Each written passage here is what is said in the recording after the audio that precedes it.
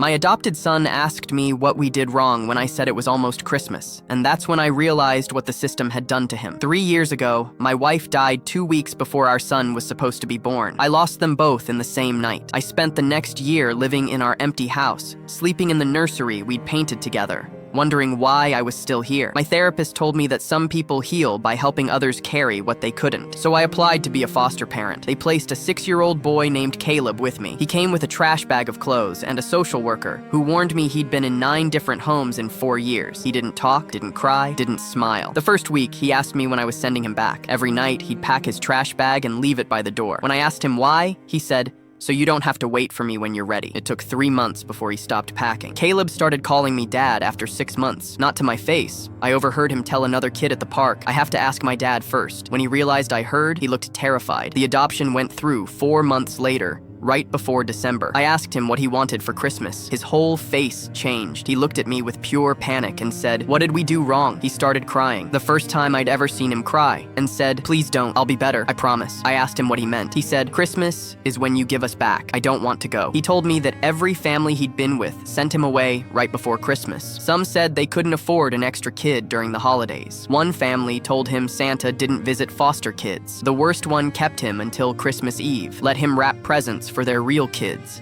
then dropped him at emergency services on Christmas morning because they wanted family time. He was 5. He said, "I know Christmas is for real families. I can go back quietly. I won't cry this time." I told him he was my real family. He shook his head and said, "Everyone says that before Christmas." I took him to the courthouse the next day. I showed him his adoption papers where it said permanent placement and legal son. I made them print 3 copies, one for his backpack, one for our fridge, one for my wallet. I told him, "You're mine, forever. Nobody can take that away." He asked, "What if you still don't want me on Christmas?" On Christmas Eve, I found him sitting on the stairs at 2 a.m. He said, "I wanted to see if you were going to take me somewhere." I told him the only place we were going was downstairs to open presents. He whispered, "You got me presents?" I told him Santa did. He said, "The lady at my old house said Santa doesn't come for kids like me." I asked what he meant. He said, "Broken ones, the ones nobody keeps." At 6 a.m., he came out holding those adoption papers. He said, "Is it Christmas?" I said, "Yes." He asked, "Am I still here?" I said, "Yes." Then he asked, "Am I staying?" I said, "Forever." We walked downstairs. He saw the tree and presents with his name on them. He just stood there staring. He said, "I've never had a Christmas morning before. I didn't know what it looked like." He opened them slowly. Books, art supplies,